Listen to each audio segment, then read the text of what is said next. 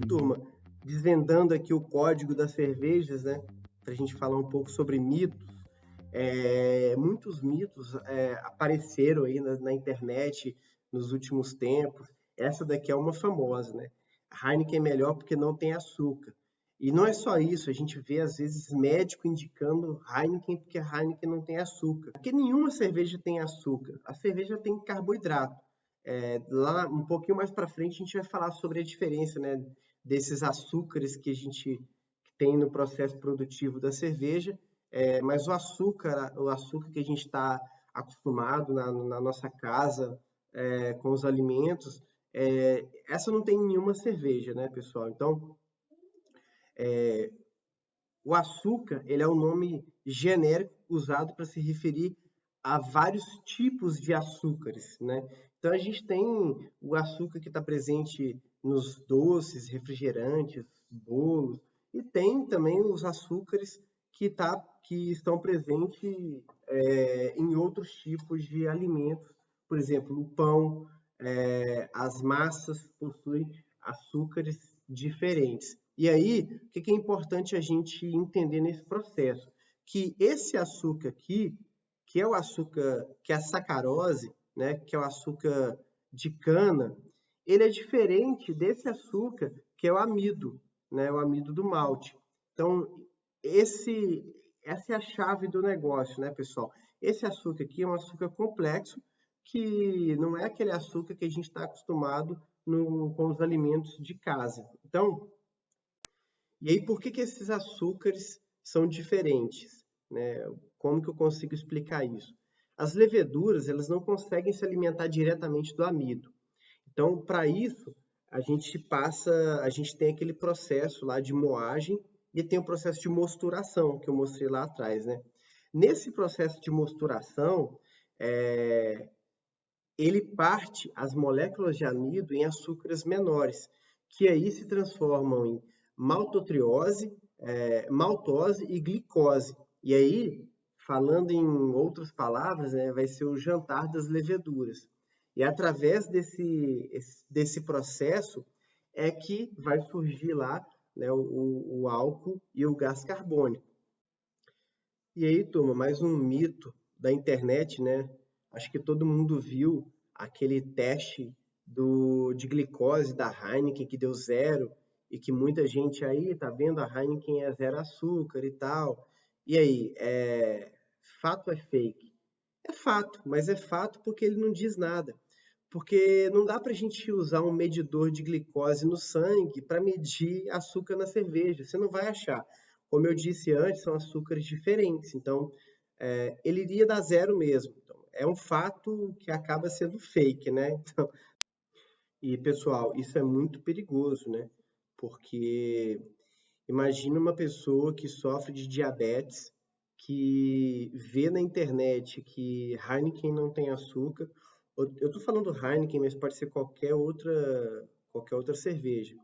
Por isso que é importante o conhecimento e a gente não pode vender que a cerveja não tem açúcar, porque imagina uma pessoa, né, como eu disse, com diabetes, abusando do uso de álcool, que possuem carboidratos, né?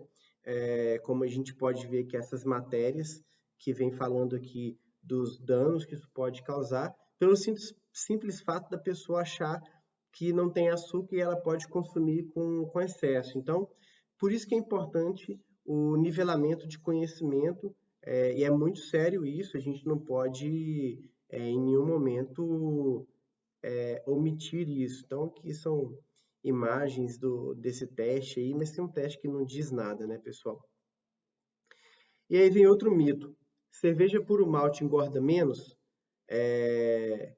Fato ou é fake? Turma, não, né? As calorias da cerveja elas são provenientes do álcool. Todas, turma, engordam. Essa é a notícia ruim, então.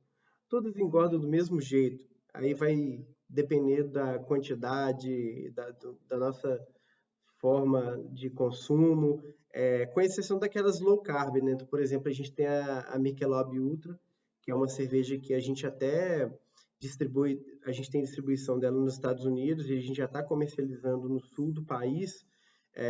Inclusive a turma que corre gosta muito dessa cerveja, mas essa é um exemplo de cerveja low carb, que ela, obviamente, por ter menos carboidrato, ela vai engordar menos. Mas assim, de uma forma geral, não é porque a cerveja é puro malte que ela vai engordar menos, né? E é legal que a gente tem essa escala aqui e que fala sobre calorias por 100 ml, né?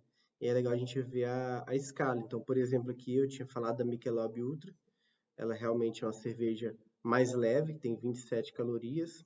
A nossa Skol Hops também é uma cerveja bem leve. Depois a gente tem aqui, como exemplo, a nossa Bud e a Boêmia, com 41, 41, 41 calorias por 100 ml. Tem toda essa leva aqui de cervejas que vai desde a nossa Skol Puro Malte e passando pela Beck's, pela Heineken, que tem 42 calorias por 100 ml.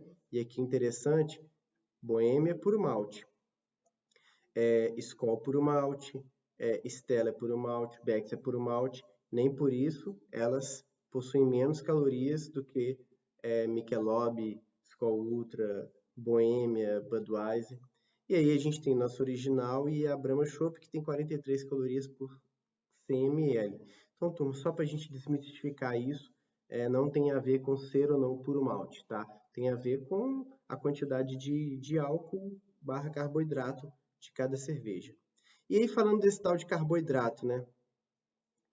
Vamos falar aqui da nossa escalinha aqui de carboidrato. Falamos aqui da Michelob Ultra, né? Que a cada 100 ml, né? Tem 0,7 de hidrato de carbono. Depois tem a nossa escalinha até chegar aqui na Corona, mas passando aqui vocês veem que tem Stella, é menor do que Beck's, cervejas mais amargas. A Heineken tem mais carboidrato do que a Beck's, do que a Stella. Então mais uma vez, só desmistificando, Chopp Brahma tem mais. Então, turma, e aí, essa provocação é boa, né? Será que a culpa é da cerveja? E, geralmente a cerveja, se a gente não tomar um cuidado, é acompanhado lá dos petiscos, é claro, né? E isso sim possui bastante carboidrato, gorduras, e aí pode desencadear outros problemas. Mas não é só a cerveja que vai causar aí esse problema do engordar, né, turma? E aí falando aqui, né, a cerveja de fora tem mais qualidade? Fato é fake? Não, assim, as receitas são as mesmas no mundo inteiro.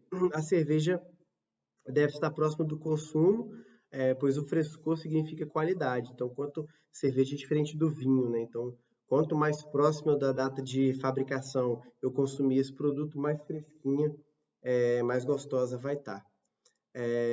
Outro ponto importante também, turma, quanto mais próxima da sua fonte de origem, mais fresca e saborosa a cerveja é.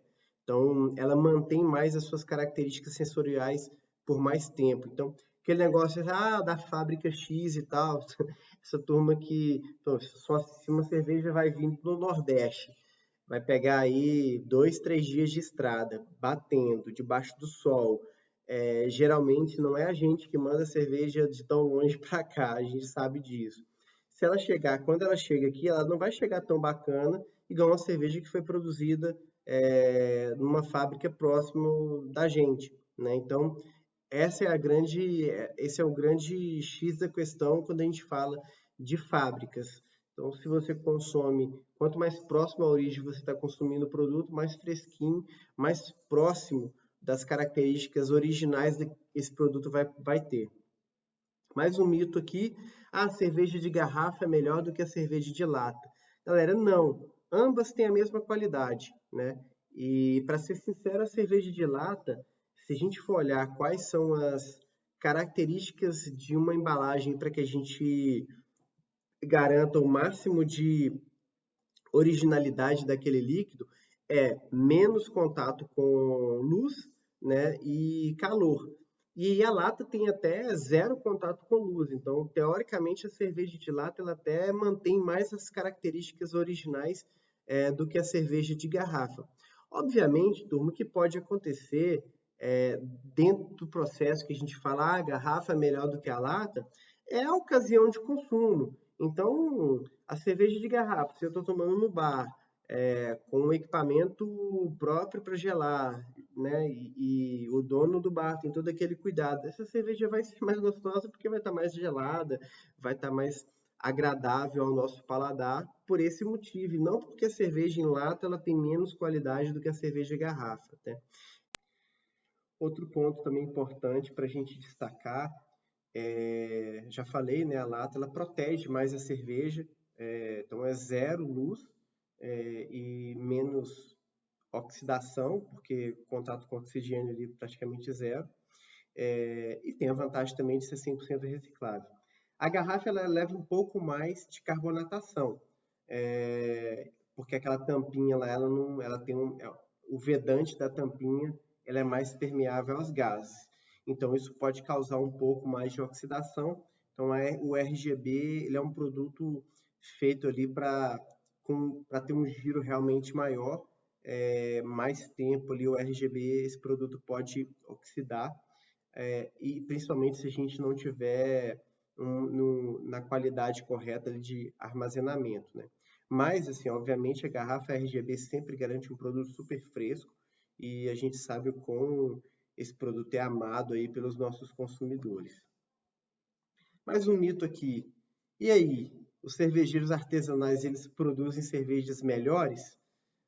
Turma, não, né? Então, só um exemplo aqui, né? Vamos falar aqui do nosso orgulho, que é o nosso processo produtivo. Eu acho que a gente tem que ter muito orgulho do que a gente entrega de qualidade para o nosso consumidor final. A gente pode bater no peito e falar que, cara, a gente está entregando um produto ali com 100% de qualidade, com 1.300 pontos de controle, 376 itens de qualidade, 16 etapas de degustação a cada lote, estilo e marca. Então, galera, a gente acabou de passar agora, estamos falando aqui em junho de 2020. A gente acabou de passar por um processo onde a gente sofreu com disponibilidade de produto, mas é porque se tem uma coisa que a gente não abre mão, galera, é da qualidade. E por mais que a gente precise de produto no mercado para vender, não dá para a gente abrir mão desses 1.300 pontos de controle, desses 376 itens de qualidade, a gente mede de forma militar para que o produto saia com 100% de certeza da nossa qualidade Ambev para o mercado. Então, a gente está presente em mais de 19 países, 32 cervejarias em 2 maltarias. Isso eu estou falando só de Ambev, né?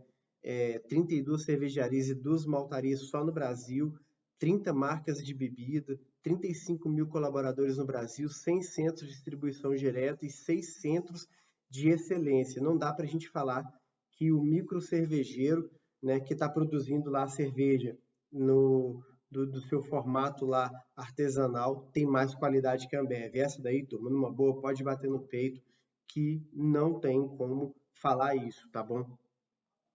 E mais um ponto importante, a cerveja mais difícil de fazer, turma, são as cervejas Pilsen, são as cervejas mais leves.